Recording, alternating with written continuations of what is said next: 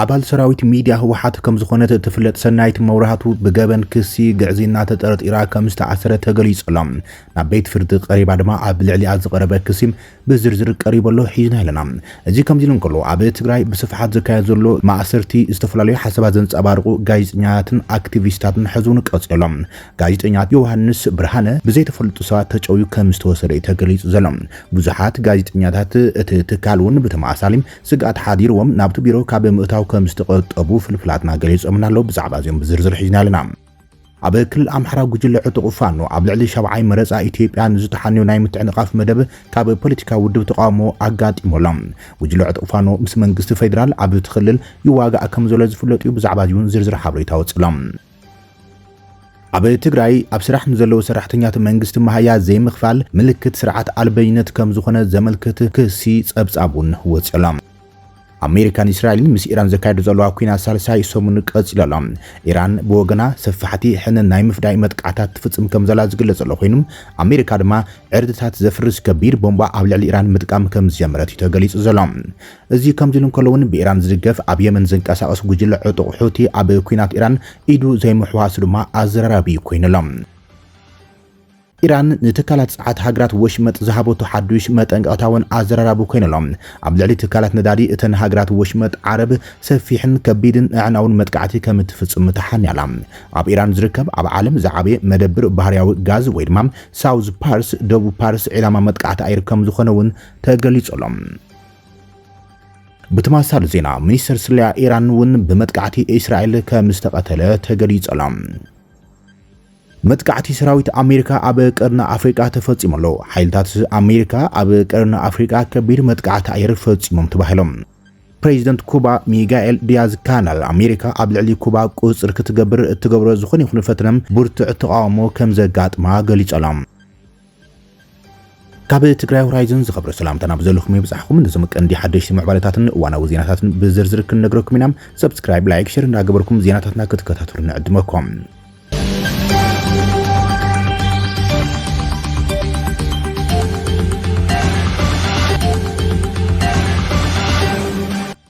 አባል ሰራዊት ሚዲያ ህወሓት ከም ዝኾነት ትፍለጥ ሰናይት መብራህቱ ብገበን ክስ ግዕዚና ተጠርጢራ ናብ ቤት ፍርዲ ወሪዳላ ኣብ ቤት ፍርዲ ውዒላ ድማ ክሲ ኣብ ልዕሊኣ ተመስሪተላ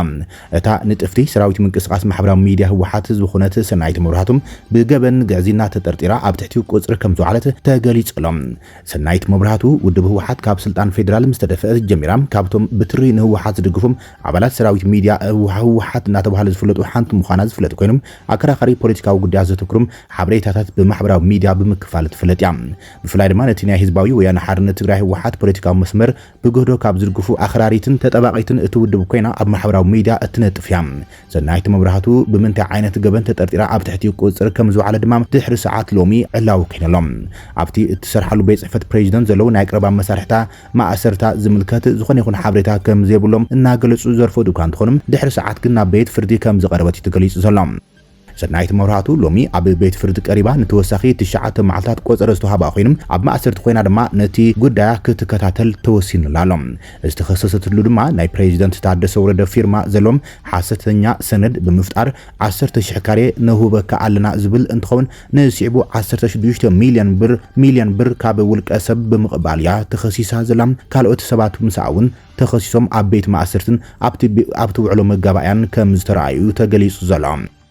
እዚ ከምዚ ኢሉ እንከሎ ድማ ኣካልቲ ኣብ ትግራይ ዝካየድ ዘሎ ጅምላዊ ማእሰርቲ ጋዜጠኛ ቴሌቪዥን ትግራይ ዮሐንስ ብርሃንም ተጨውዩ መንነቶም ብዘይተፈልጡ ሰባት ከም ዝተወሰደ ተገሊጾሎም ዳይሬክተር ማእኸል ዜና ቴሌቪዥን ትግራይ ዝኾነ ተጋዳላይ ዮሐንስ ብርሃንም ኣብ ጥቃ ቤት ጽሕፈቱ ካብ ዝርከብ መርከብ ሬስቶራንት ብዘይተፈልጡ ሰለስተ ሰባት ተታሒዙ ተወሲዶሎም ተጋዳላይ ዮሐንስ ብርሃነ ምስ መሳርሕቱ ይዘናግዕሉ ኣብ ዝነበረም ሓድሽ ምድሕን ጥቃ መርሲ ቤት ትምህርቲ ካብ ዝርከብ መርከብ ሬስቶራንት መንነቶም ዘይተፈልጡ ሰባት ኣሲሮም ከም ዝወሰድዎ እዩ እቶም ሓበሬታት ኣመልኪቶም ዘሎም ፍልፍላትና ካብ ትግራይ ቴሌቪዥን ከም ዝገልጽዎውን ኣብቲ ትካል ኮይኖም ጋዜጠኛታት ኣብ ማሕበራዊ መራኸቢታት ሓሳባቶም ብነጻ ዝገልጹን ኣብ ልዕሊ ህወሓት ተቃውሞ ዘስምዑን ጋዜጠኛታት እውን ብተማሳሊ ኣብ ከቢድ ስግኣት ከም ዘለውን ናብ ቢሮ ካብ ምእታው ተቆጢቦም ኣብ ነናይ ውልቆም ገዛ ከም ዘለው ዘመልክት ሓበሬታውን ኣካፊሎምና ኣሎም እዚ ኣብ ልዕሊ ጋዜጠኛታትን ነጥፍቲ ማሕበራዊ መራኸቢታትን ዝተፈለየ ሓሳብን ነቐፌታን ብምቕራቦም ዝካየድ ዘሎ ጅምላዊ ማእሰርቲ ድማ ንከቢድ ሻቅሎትን ስግኣትን ኣውዲቖም ከም ዘሎ ዝገልጽ ዘለዎ ኮይኖም እዚ ጥሕሰት ሰብኣዊ መሰላት ድማ ተሓለቕቲ ትካላት ሰብኣዊ መሰላት እውን ብቁልጡፍ ክበጽሕሎም እዮም ጻውዒት ኣቕሪቦም ዘሎም ኣብ ክልል ኣምሓራ ጉጅለ ዕጡቕ ፋኖ ኣብ ልዕሊ ሻብዓይ መረፃ ኢትዮጵያ ንዝተሓነዩ ናይ ምትዕንቃፍ መደብ ካብ ፖለቲካዊ ውድብ ተቃውሞ ጋጢሞም እቲ ተግባራት ፋኖ ዝተቃውሞ ፖለቲካዊ ውድብ ኣብ ክልል ኣምሓራ ዝሰፍሐ ፖለቲካዊ ባይታን ንደገፍቲ ተቃውሞቲ ውድባትን ፀዊዕሎም ሓላፊ ፖለቲካን ጉዳያት መረፃን ጥምረት ሰላም ኢትዮጵያ ኣላምሮ ረዳም እንቅስቃስ ብሄራዊ ፋኖ ኣምሓራ ኣብ ልዕሊ ተሳትፍቲ መረፃ ዘመሓላለፎ መጠንቀቕታ ብምንቃፍ እቲ ጉጅለ ኣብ ክንዲ ዕንቅፋት ዝኸውን ዝሰፍሐ ፖለቲካዊ ተሳትፎ ክድግፍን ተቃውሞቲ ውድባት ኣብ ክልል ኣምሓራ ክወዳደራ ክሕግዝን ፀዊዕሎም ዝርእቶ ዝቀረበ ጉጅለ ዕጡቕ ፋኖ ኣብ መስርሕ መረፃ ዝሳተፉ ውልቀ ሰባትን ትካላትን ከም ጸላእቲ ህዝቢ ኣምሓራ ክቁፀሩ እዮም ዝብል መጠንቀቕታ ድሕሪ ምዝርግሕ እዮም ቅድሚቲ ብሓደ ሰነ ዝካየድ ሓፈሻዊ መረፃ ኢትዮጵያ ኣብ ክልል ኣምሓራ ምዝገባ መረፅቲ ኣብ ዝቕፅልሉ ዘለዋን ምንቅስቃስ ብሄራዊ ፋኖ ኣምሓራ ንፖለቲካዊ ውድባት ንሰብ ሞያ መራኸቢ ብዙሓን መራሕቲ ሃይማኖት ሲቪክ ማሕበራትን ካልኦት ትካላትን ጽኑዕ መጠንቀቕታ ሂቦሎም እቲ ጉጅለ ዕጡቕ ኣብቲ መስርሕ መረፃ ዝኾነ ይኹን ኢድ ዘለዎ ኣካል ምስ ኣጀንዳ ፌደራል መንግስቲ ከም ዝወገነ ተገይሮም ከም ዝውሰድን ምስ መንግስቲ ፌደራል ተደሚሩ ከም ዝቃለሰን ይገልጽ ነይሮም ሓላፊ ፖለቲካን ጉዳያት መረፃን ጥምረት ሰላም ንኢትዮጵያ ኣላምሮ ረዳም ነቲ መግለፂ ጉጅለ ዕጡቕ ፋኖም ፈጺሙ ዘይግቡእ ክብል ዝገለጸ እንትኸውን ንህዝቢ እውክልየ ዝብል ዝኾነ ይኹን ሓይሊ ንመረፃ ከም ቀንዲ መሳርሒ ምርግጋጽ ዲሞክራሲያዊ መሰላት ክድግፎ ከም ዝግባእ ተማጊቶም መረፃ ዝቃወም ሓይሊ ብዝኾነ ይኹን መዐቀኒ ንህዝቢ ይቃልሰሎ ምባል ኣዝዩ ጸጋሚ ዝበለ ኣላምሮ ፍትሕን ተሓታትነትን ብሉፅ ውፅኢት ዝርከበሉ ብመስርሕ መረፃ ምዃኑ ወሲኹ ገሊጾም ብተወሳኺ ፋኖ ነቲ ሰላማዊ ፖለቲካዊ ባይታ ስለ ዝጸበበም ናብ ዕጥቃዊ ቃልሲ ክነኣቱ ተገዲድና ዝብል ምክንያቱም ባዕሉ ይጥሕሶ ከም ዘሎ ኣላምሮ ገሊጾሎም ዲሞክራሲያዊ መሰሎም ስለ ዘይተሓለወ ተገዲዶም እንተኾይኖም ሕዝኸ እንታይ ዓይነት ስርዓት እዮም ዝሃንፁ ዘሎም ናይ መረፃ ስርዓት ዶ ኣይኩንን ክብል ሓቲቶም ኣላምሮ ከም ዝበሎም ኣብቲ መረፃ ዝሳተፉ ዘለዉ ሓይልታት ብሰላማዊ መንገዲ ንምውዳር ብድሆታትን ምግጣምን መስዋዕቲ ንምኽፋልን ድልዋት እዮም ተሳትፎ መረፃ ንገዛእቲ ፓርቲ ማለት እውን ብልጽግና ሕጋውነት ይህብዩ ዝብል ኣረኣያ እውን ነፂግዎ እዮም መንግስቲ ኣምባገነን ዝኸውን መረፃ ብዘይምክያድ እምበር ብምክያዱ ኣይኮነን ዝበለ ኣላምሮም ውሕድ ወፍሪ ኣብ ባይቶ ምርካብ እውን ንፖሊሲታት መንግስቲ ንምብዳህን ቃንዛ ህዝቢ ንምስማዕን ዕድል ከም ዝፈጥር ገሊጾሎም ኣብ ክልል ኣምሓራ ብስንኪ ተኸታታሊ ግጭት ዘሎ ናይ ፀጥታ ስጋት ዝፈለጠ ኮይኖም ጉጅለ ዕጡቕ ፋኖ ብሓቂ ምስ ህዝቢ ዝወገን እንትኾይኖም ንሰላማዊ ውድድር ዘኽእል ኩነታት ከመቻቹ ከም ዝግባእ ተሓሳሲቦም ኣብ ክንዲ ምርጫ ምኽልካል ተቃዋምቲ ውድባት ኣብ ኣምሓራ ንክዕወታ ክሕግዙ ነይሮም ክብል ድማ ንስጉምቲ ጉጅለ ዕጡቕ ፋኖ ኮኒንዎም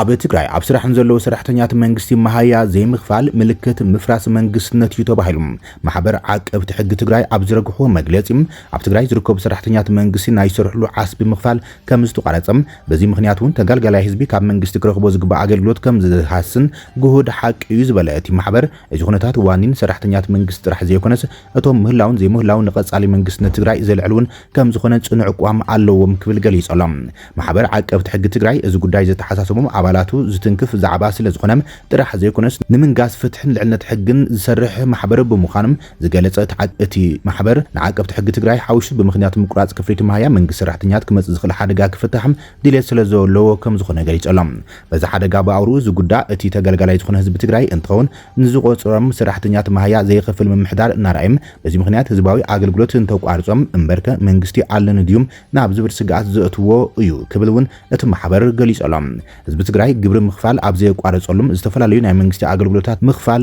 ደው ኣብ ዘይበለሉም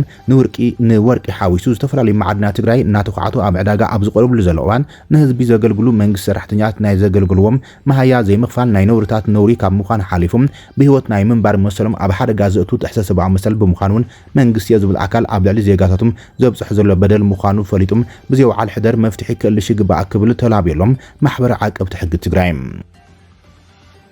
ኣሜሪካን እስራኤልን ምስ ኢራን ዘካየድኦ ዘለዋ ኩናት ሳልሳይ ሰሙን ሒዞሎም ኣብዚ እዋን እዚ ኣሜሪካ 2270 ኪሎግራም ዝምዘን ዕርዲ ዘፍርስ ቦምባ ክትጥቀም ከም ዝጀመረት ተነጊሮሎም እዚ ቦምባ ኣብ ትሕቲ መሬት ኣብ ዝተሃነፁ ሓያላት ዕርድታት ዘሎም ዒላማታት ኢራን ብዕምቋት ብምእታው ናይ ምዕናው ዓቕሚ ዘለዎ እዩ ተባሂሎም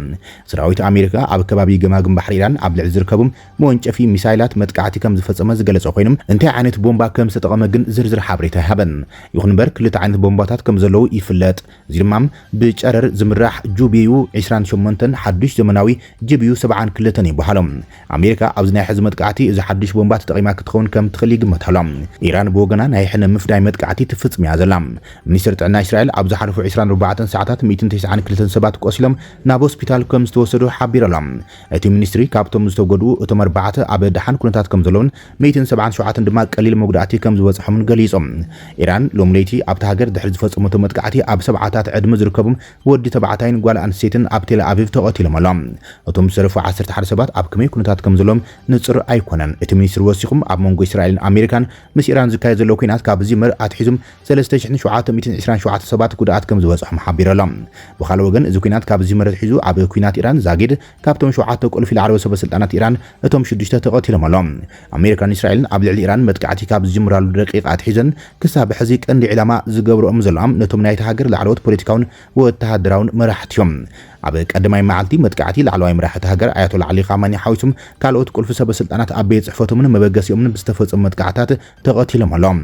ኣብታ ሃገር ኣብ ዝተፈላለዩ ናይ ስልጣን ደረጃታት ዝርከቡ ብዙሓት ፖለቲካውን ወተሃደራውን ሰበስልጣን ኣብ ዝሓለፉ ዓመታት እውን ከይተረፈ ተቐቲሎም እዮም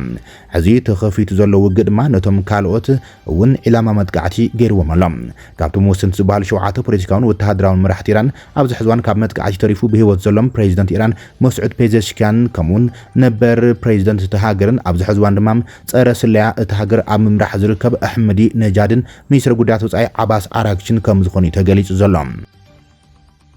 እዚ ከም ኢሉን ኩሉ ድማ ብኢራን ዝድገፍ ኣብ የመን ዝንቀሳቀስ ጉጅለ ዕጡቕ ሕቲ ኣብ ኩናት ኢራን ኢዱ ዘይምሕዋሱ የዘራርበሎ ካብ ዝሓለፉ ክልተ ሰሙናት ኣቢሉ ኣሜሪካን እስራኤልን ኣብ ልዕሊ ኢራን መጥቃዕቲ ኣብ ዝፈንዋሎም ከምኡን ቴህራን ናይ ሕነ ምፍዳይ ስጉምታት ኣብ ዝጀመረትሉ ግዜ ሒዞም ብኢራን ዝድገፍ ጉጅለ ዕጡቕ ሕቲ የመን ብዘይተለመደ መልክዑም ናይ ምቁጣብ መርገጽ ወሲዶሎም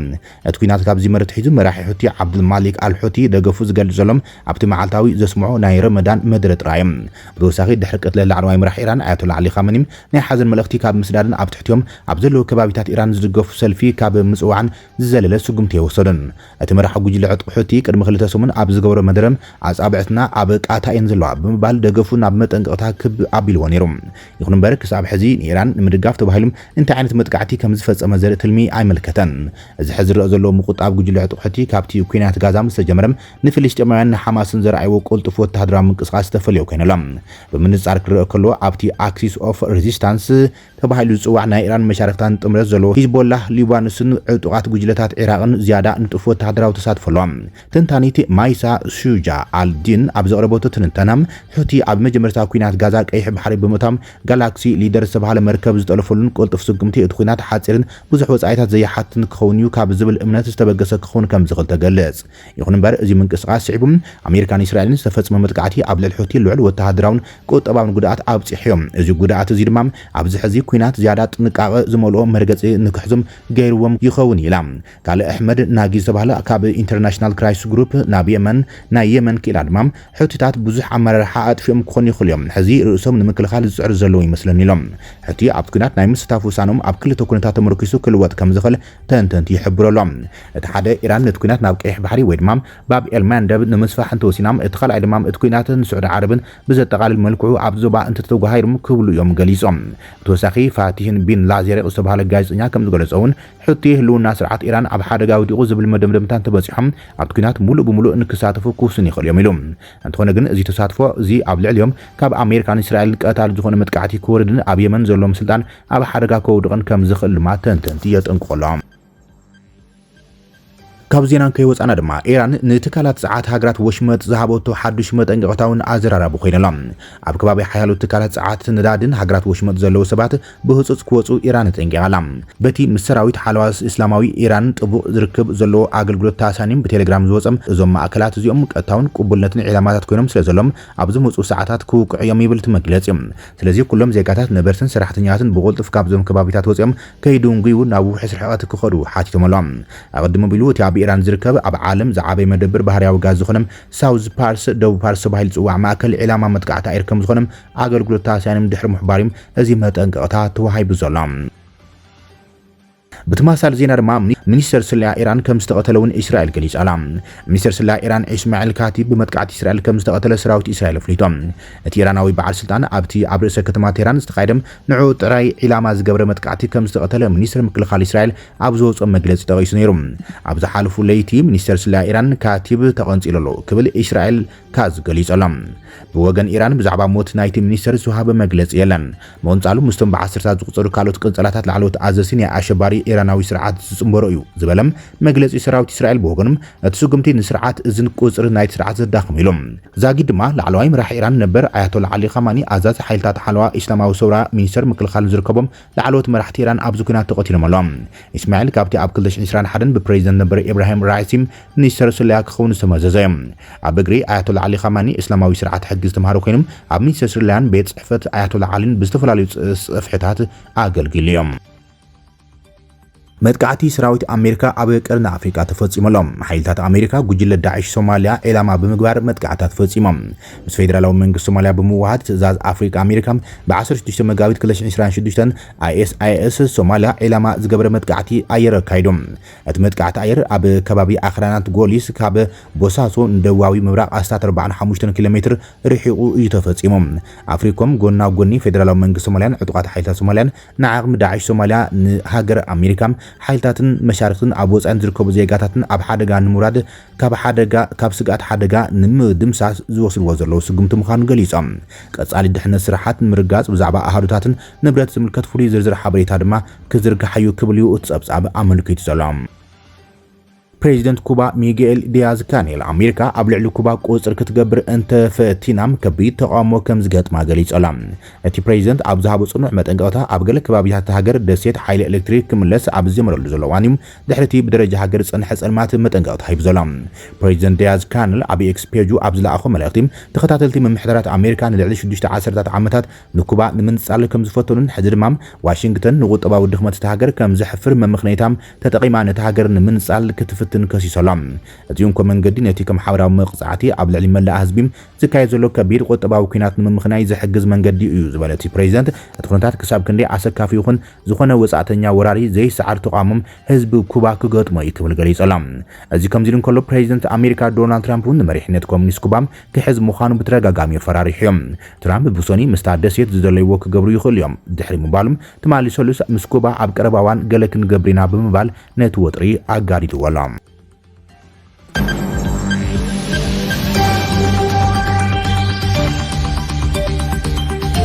كبراتن فتواتن تخطاتل زيناتاتنا نزي ساعة زبلنا محدشت معبالتاتن وانا وزيناتاتن أبزازي من علينا نسنا مكتالوكم من مسكن سلام